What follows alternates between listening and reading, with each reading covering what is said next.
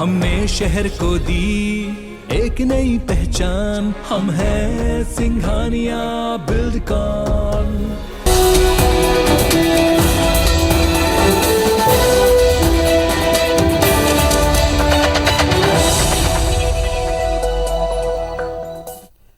नमस्कार, स्वागत है आप सबका। मैं पुनीत पाठक और रात 10 बजे में दिन भर की बड़ी खबरें विस्तार से देखेंगे। सबसे पहले उत्तर प्रदेश के रण की बात।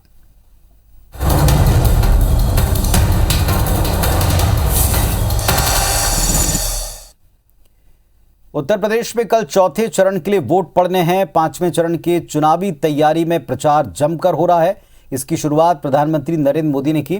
प्रधानमंत्री मोदी ने आज बहराइच में सपा और कांग्रेस पर निशाना साधा।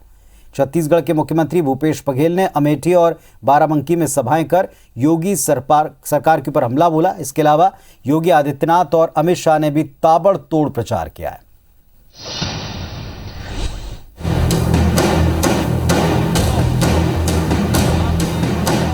यूपी में पांचवें चरण के चुनाव के लिए प्रचार ने जोर पकड़ लिया है। पीएम मोदी और योगी से लेकर बीजेपी ने अपने तमाम बड़े नेताओं को प्रचार में झोंक दिया है। प्रधानमंत्री ने बहराइच में सभा को संबोधित करते हुए सपा और कांग्रेस को अपने निशाने पर लिया। उन्होंने दोनों पार्टियों पर परिवार के लिए प्रदेश का हित दरकिनार करने का आरोप लगाया। पूर्व प्रधानमंत्री राजीव गांधी का नाम लिए बगैर पीएम मोदी ने कांग्रेस को भ्रष्टाचार के मुद्दे पर भी घेरा। मोदी बुधवार को बाराबंकी और कौशाम्बी में रैली करेंगे। दुख होता है जब अपने स्वार्थ के लिए गौर परिवारवादियों की सरकारें जनता के हित को ही स्वाहा कर देती है। प्रयागराज में केंद्रीय गृह मंत्री अमित शाह ने मोर्चा संभाला। यहाँ उन्होंने सपा बसपा को घेरते हुए आरोप लगाया कि दोनों पार्टियों ने उत्तर प्रदेश को आतंकवाद का हॉटस्पॉट बना रखा था, यूपी को माफिया का कॉरिडोर बनाने का काम किया था। सपा बसपा बसपा सपा ये बुआ भतीजा ने उत्तर प्रदेश को टेररिज्म का हॉटस्पॉट बनाया था। उत्तर प्रदेश को दंगा का सेंटर पॉइंट बनाया था और उत्तर प्रदेश को माफिया कॉरिडोर बनाने का काम किया। बाराबंकी में यूपी के सीएम योगी आदित्यनाथ ने बीजेपी के लिए माहौल बनाया। बाराबंकी में सभा को संबोधित करते हुए उन्होंने समाजवादी पार्टी को दंगेश तक कह डाला। महाभारत में, आपने रामायण में एक नाम सुना होगा, लंकेश। इनका नाम है दंगेश। इनका आज से एक नया नाम हो गया दंगेश, जिन्होंने दंगों के सारे रिकॉर्ड तोड़ दिए थे। हर दंगाई को लोग सम्मानित करते थे।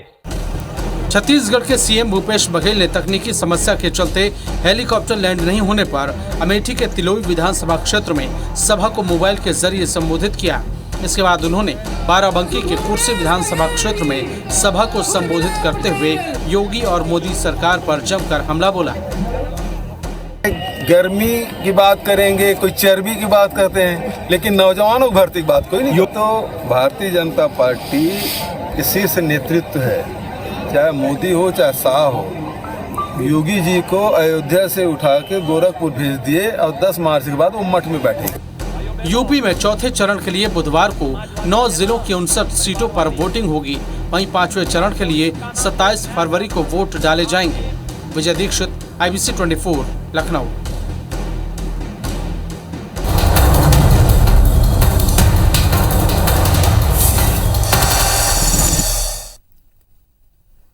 चलिए अब उस समस्या की तरफ जिसकी तरफ सारी दुनिया देख रही है उसकी बात करते हैं। युद्ध के मुहाने पर यूक्रेन खड़ा हुआ है और वहां फंसे प्रदेश के छात्रों को निकालने की कवायद सरकार ने करी। छत्तीसगढ़ के छात्रों और लोगों के लिए मदद की कोशिश शुरू हो गई। राज्य सरकार ने नई दिल्ली स्थित छत्तीसगढ़ भवन में यूक्रेन मामलों से जुड़ी एक हेल्प डेस्क बना दी है। इसके लिए गणेश मिश्र को संपर्क अधिकारी बनाया। गणेश मिश्र नई दिल्ली के छत्तीसगढ़ भवन से अपनी मदद संबंधी गतिविधियों का संचालन करेंगे और एक मोबाइल नंबर जारी हुआ है 9997060999। इस नंबर पर कोई भी व्यक्ति जो इससे संबंधित बात करना चाहता है संपर्क कर सकता है। उत्तर प्रदेश दौरे पर रवाना होने से पहले मुख्यमंत्री भूपेश बघेल ने कहा कि यूक्रेन में फंसे प्रदेश के लोगों को निकालने के लिए सरकार विदेश मंत्रालय के साथ मिलकर लगातार काम कर रही है, संपर्क में है।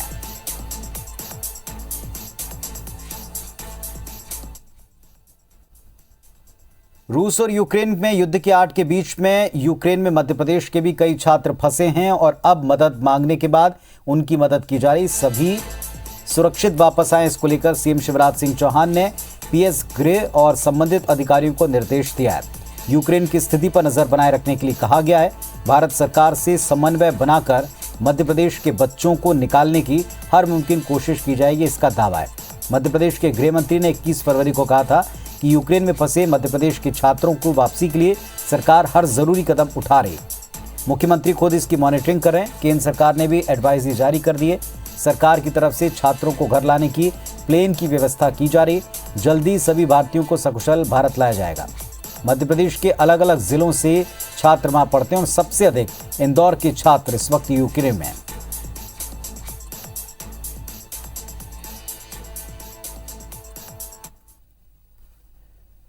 छत्तीसगढ़ बीजेपी प्रभारी डी पुरंदेश्वरी ने 3 दिनों के बस्तर दौरे में दंतेवाड़ा, कोंडागांव और कांकेर जिले में पार्टी की विधानसभा स्तरीय जिला पदाधिकारियों कार्यकर्ताओं की मीटिंग लेकर चुनाव की तैयारियों को परखा। साफ है कि बीजेपी का फोकस बस्तर के आदिवासी वोटर्स पर है। आने वाले दिनों में पार्टी का पूरा ध्यान बस्तर पर ही है। कांग्रेस प्रदेश अध्यक्ष मोहन मरकाम का कहना है कि विधानसभा की हार और भूपेश सरकार के काम की वजह से भाजपा के नेता और कार्यकर्ता हताश हैं, लिहाजा भाजपा अपनी सियासी जमीन तलाश रही है।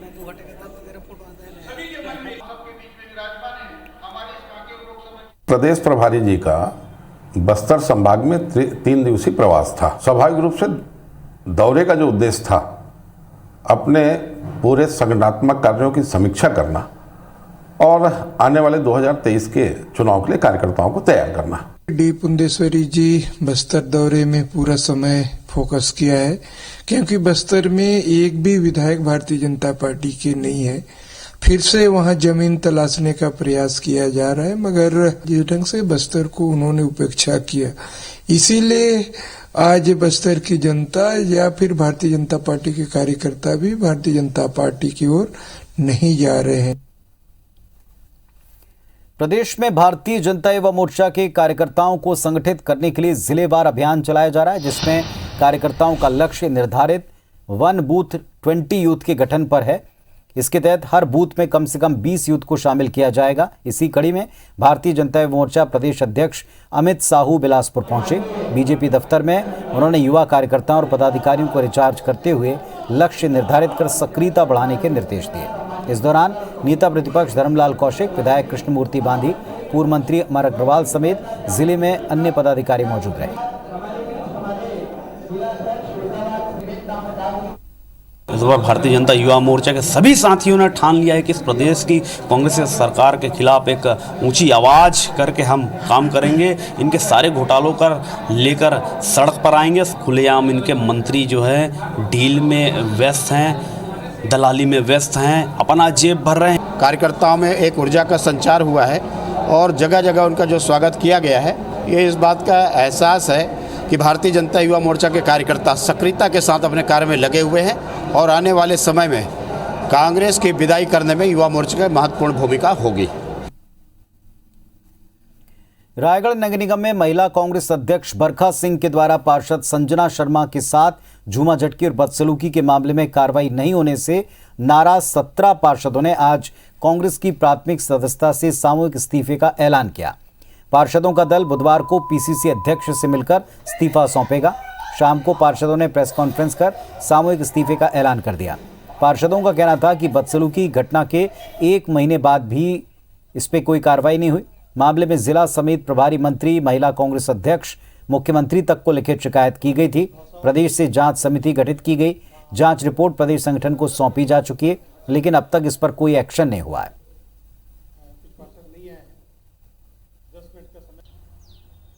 अभी रायपुर जाएंगे और रायपुर जाके जो है माननीय मोहन मरकाम जी को हमारी बातों से और भावनाओं से अवगत कराते हुए जो है अपना इस्तीफा हम उनको सौंपेंगे और उनसे यही निवेदन करेंगे कि या तो आप पार्टी में हम लोग को रख लीजिए या बरखा सिंह जी को आप रख लीजिए। महिला कांग्रेस अध्यक्ष बरखा सिंह के द्वारा हुआ था, जो नगर निगम में आके मेरे साथ गाली गलौज की, और ये बात हम लोग अपने संगठन में भी रखे थे, ऊपर भी बात रखे थे, पर उसमें अभी तक कोई कार्रवाई नहीं हुआ, जबकि 2 महीना होने को आ गया है। महिला कांग्रेस अध्यक्ष और पार्षदों के विवाद जो है आज ऐसा लगता है कि कहीं ना कहीं क्षुब्ध होकर ये रिजाइन की बात सामने आ रही है, जबकि ऐसा कतई नहीं है।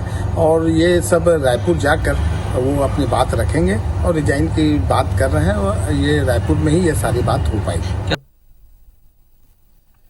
रायपुर में खालसा स्कूल के पास ऑक्सीजोन के सामने बन रहे नंद कुमार पटेल स्मृति स्थल में तोड़फोड़ का मामला गर्माता जा रहा है। पिछले दिनों यहां पर चल रहे निर्माण कार्य में किसी ने तोड़फोड़ की है। घटना के बाद स्मृति स्थल का निर्माण कर रही स्मार्ट सिटी के अफसरों ने ठेकेदार को एफआईआर कराने के निर्देश दिए, जिसके बाद ठेकेदार ने सिविल लाइंस थाने में शिकायत की है। शिकायत के आधार पर आसपास के सीसीटीवी फुटेज खंगाले जा रहे हैं। इधर प्रदेश कांग्रेस ने भी घटना की निंदा करते हुए तोड़फोड़ करने वालों पर एफआईआर दर्ज कराने की और कड़ी कार्रवाई करने की मांग की। कांग्रेस ने इसे दुर्भावनावश तोड़फोड़ किए जाने की आशंका जताई। इसके पहले भी यहां तोड़फोड़ हो चुकी है। फिलहाल पुलिस इसकी जांच कर रही है।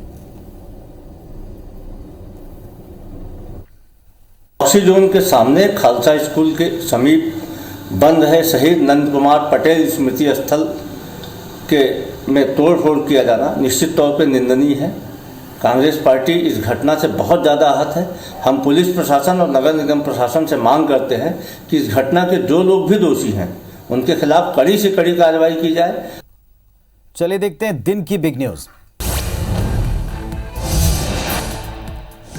रूस की सेना यूक्रेन के 2 प्रांतों लुहांस्क और डोनेट्स्क में घुस चुकी है। राष्ट्रपति व्लादिमीर पुतिन ने 14 घंटे पहले यूक्रेन के इन दोनों राज्यों को स्वतंत्र देश घोषित कर दिया। इसके बाद रूसी सेना के टैंक इन इलाकों की तरफ बढ़े। पुतिन ने कहा कि लुहांस्क और डोनेट्स्क अलगाववादियों के कब्जे वाले इलाके हैं, जहां शांति बनाए रखने के लिए ऐसा करना जरूरी था।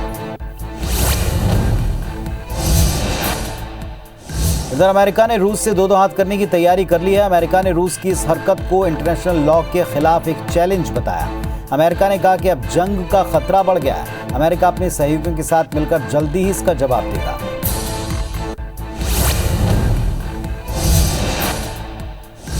भारतीय नागरिकों को यूक्रेन से लाने के लिए एयर इंडिया की स्पेशल फ्लाइट दिल्ली के लिए रवाना हुई है। बताया जा रहा है कि फ्लाइट आज रात 11:30 बजे के आसपास दिल्ली पहुंचने वाली। फ्लाइट में कुल 241 यात्री हैं जो वहां फंसे हुए थे, उनको वापस लाया जा रहा है। यूक्रेन में भारत के 20,000 से ज्यादा छात्र और नागरिक फंसे हुए हैं।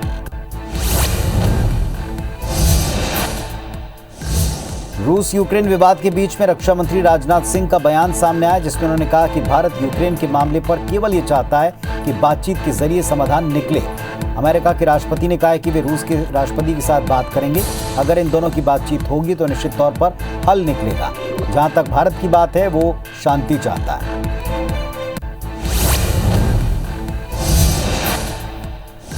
कर्नाटक में हिजाब बैन को लेकर हाईकोर्ट में सुनवाई कल तक के लिए टल गई है। मामले की सुनवाई 3 जजों की बेंच कर रही है। सरकार का पक्ष रखते हुए एडवोकेट जनरल ने कहा कि कॉलेज कैंपस के अंदर हिजाब पहनने पर रोक नहीं है, सिर्फ क्लासरूम और क्लास के दौरान हिजाब बैन है।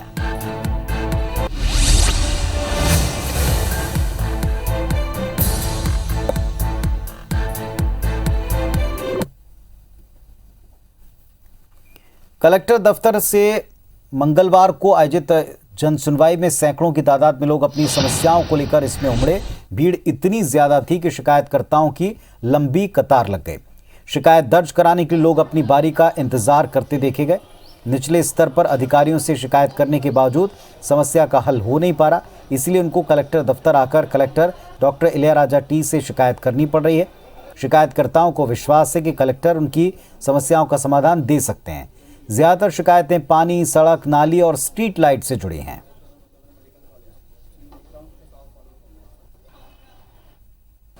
हमारा काम भी किसान निधि योजना वाला कम से कम 1.5 साल से नहीं हो रहा। उसमें 20 बार पटवारी के यहाँ पहुँचे, वहाँ से काम नहीं हुआ तो 4 बार गए तहसीलदार कहाँ। जब वहाँ नहीं हुआ तो आज हम कलेक्टर महोदय जी कहाँ आए। 1 साल हो गए निर्णय हुआ और 21-3-6 से निर्णय हो गए हमारे। 16 साल हो गए आज तक कुछ पेमेंट नहीं हुआ, अधूरा हुआ। बैंक नहीं मान रहा, कोर्ट तो सब पूरे निर्णय हमारे पक्ष में है। लोगों को ज़्यादा दूर तक ना जाना पड़े। डेफिनेटली हर ऑफिस मतलब अपने जन सुनवाई प्रोग्राम को सही तरीके से हैंडल करेगा तो डेफिनेटली यहाँ नहीं आना पड़ेगा। हमारी फोकस रखेगा कि जन सुनवाई नीचे लेवल पे स्पेशली सब डिविजनल लेवल पे स्ट्रांगली शुरू हो जाए। हम इसके ऊपर भी फोकस करेंगे।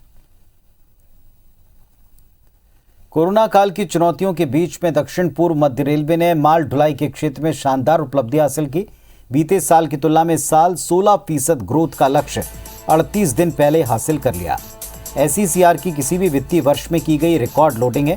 इसके लिए जोन के महाप्रबंधक ने सभी रेल कर्मियों के प्रयासों की सराहना की। SECR जोन के मुताबिक वित्तीय वर्ष 2021-22 में 21 फरवरी को अपना टारगेट अचीव कर लिया है। रेलवे की तरफ से पिछले साल की तुलना में 16% ज्यादा माल लोडिंग का लक्ष्य रखा था। रेलवे ने 21 फरवरी को 186.52 मिलियन टन का माल लोड कर यह लक्ष्य 38 दिन पहले प्राप्त कर लिया है।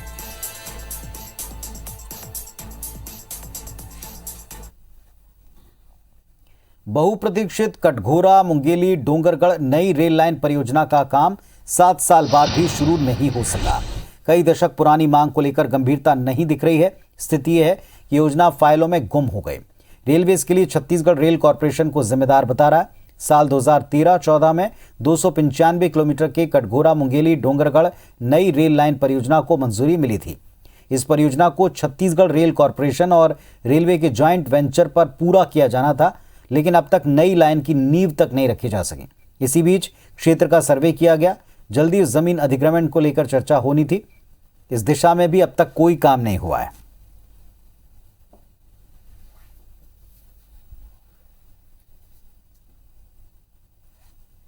रेल लाइन परियोजना 295 किलोमीटर की परियोजना थी और जिसे CRCL Chhattisgarh railway corporation limited द्वारा एजुकेट किए जाना है।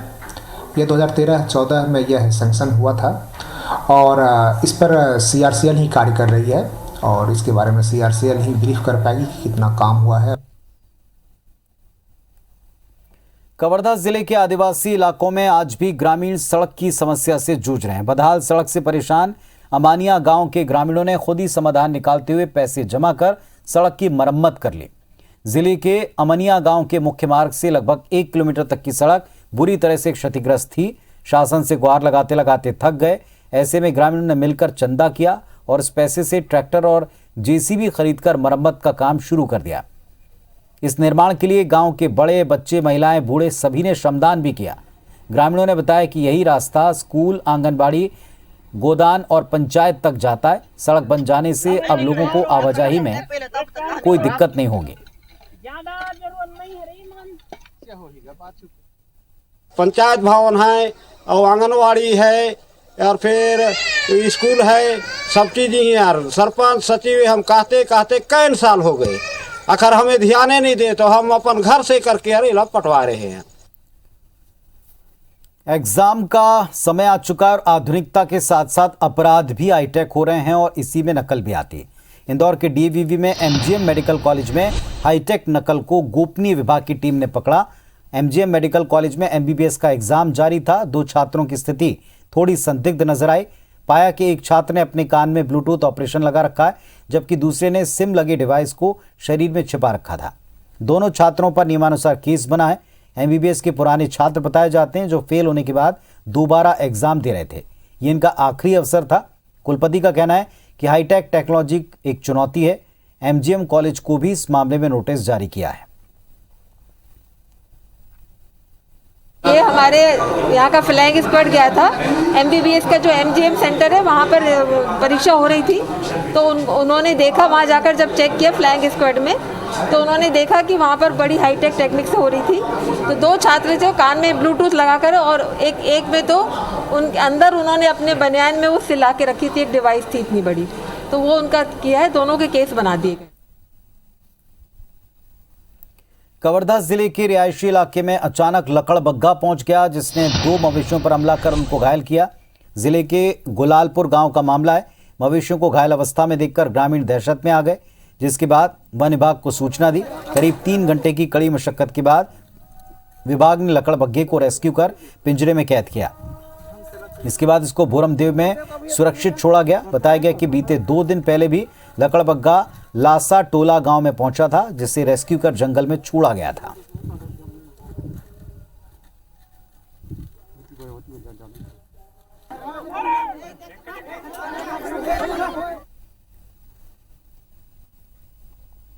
तो इस बुलेटिन में फिलहाल इतना ही। खबर अपडेट्स के लिए आप देखते रहें IBC 24। नमस्कार।